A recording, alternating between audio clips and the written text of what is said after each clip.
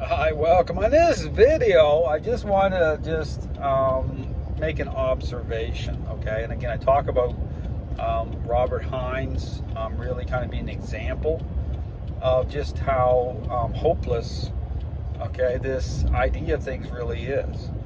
But one thing to notice, again, I talk about these labels. These trainers throw these labels around how, based on this, how permissive they are.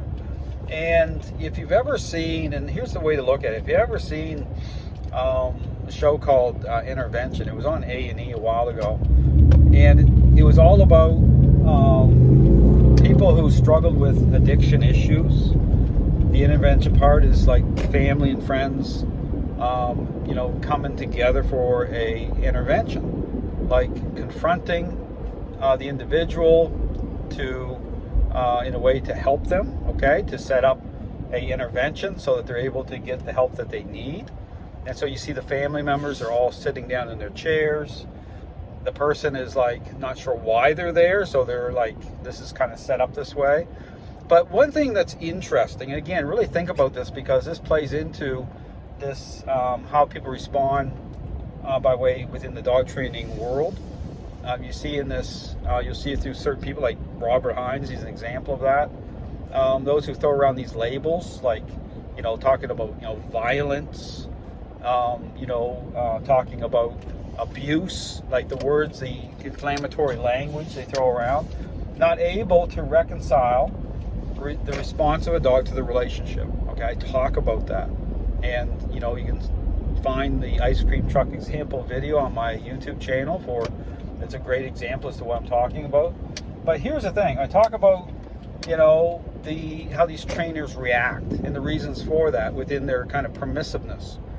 Is if you watch that show Intervention, and a great example of this, what you see there, and it's a constant kind of theme, is the person that is there because they are struggling with a addiction issue. They're there and they're being challenged, right? But what you'll see, and this is very interesting, is you'll see the enabler. Okay, typically it's a parent, it's somebody who's who has a relationship with the person who's addicted. But what you'll see there, and this plays into this whole permissive type of dynamic, is they have a harder time dealing with what's happening than the person that actually has the problem with addiction. Okay, I mean, really, pay attention to that. You'll see them. They're like because it's a codependent type of relationship. But in that type of dynamic, you'll see that they really are in worse shape than the person that's struggling with addiction. The person with the addiction, like, it makes sense to them, like, why I'm here. They don't like oftentimes they're struggling in that. But the enabler, the parent, is the one that has the worst, like, they're the ones that are in worse shape a lot of times. And you see this in the dog training world. I talk about the parenting styles involved, but you look at, again, and this is where I talk about depth of relationship. I talk about, reconciling the response to the relationship, right? And this whole issue about bribery. And this type of enabling, it's a codependent type of thing happening with a lot of dog owners, where their emotions, because understand that dogs, what that transfers into in the relationship, it's the source of the problem. Okay, it's no accident that when you look at that type of connection going on, you're going to see those individuals, they have the worst behavioral issues going on.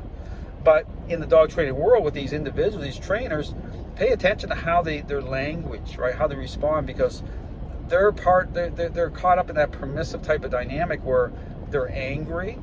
They want to label things that is violent because it's all based on their emotions, right? And this is where you get into this whole blame shifting, death before discomfort. And I don't care what they say on social media, they're going like say that, no, they don't blame shift on the odds. That's absolute garbage. They don't want to bear any responsibility. It's what I call displaced blame, where it's like, and this is the thing, just like the permissive parent, it's always somebody else's fault, right? They get out from underneath of it. If you look at it, this is what happens. Like, it's I don't understand. Must have been the genetics involved. It's that off road, right? And they get away with it. And this is what's going on in the dog training world. So understand that we see these individuals like using this when they watch my videos, it gets them all fired up, all triggered, and they're babbling and they're angry and they're upset. But if you trust me, they wouldn't want me showing up at their training facility, okay, doing a proper audit, okay, lining up everything. They wouldn't want me there. They couldn't handle it. So on social media, again, this is why they're all upset and they're using all these words. So anyone dealing with this, that's what's going on. But go watch that show. You're probably going to watch it on YouTube or something, intervention, and pay attention to the enabler, right? They're in worse shape. They're just unbelievable. But that's what's happening. It's not about the truth. It's not about, because again, when you start to put the focus onto them, say, hold on for a second. Like, this is what you need to do. Like, this is no, forget it. So it's totally self-focused stuff going on in the dog training world. Very narcissistic, permissive, all that stuff. It's all wrapped up in because it's really an identity issue here. You wonder why people get so upset, because they have their identities wrapped up in this idea of things, and they can't shake loose from it. So I'm here to help people. Again, when I help dog owners, I don't get into all that because they're there for help. But when you deal with these trainers on social media, just how angry they are and permissive, that's what's happening. And so again, I understand what the truth is. The system of training answers the questions. It definitely is offers that contrast, because you look at my videos, but I talk through it. Don't just cherry pick like these trainers do, and they want to just get all triggered.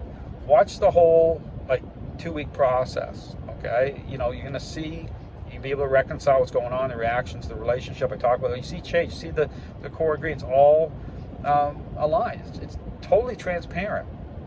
But again, I understand we deal with certain individuals, it doesn't matter. You can put everything out there, but they're that person, they're that person. What do you do? That's why it's an intervention. You have to get people to come to the end of themselves, and they have to want to help. Okay, they have to be able to confront it, to be able to identify, see their role in it. That's what matters. Once you do that, amazing things happen. Thanks for watching.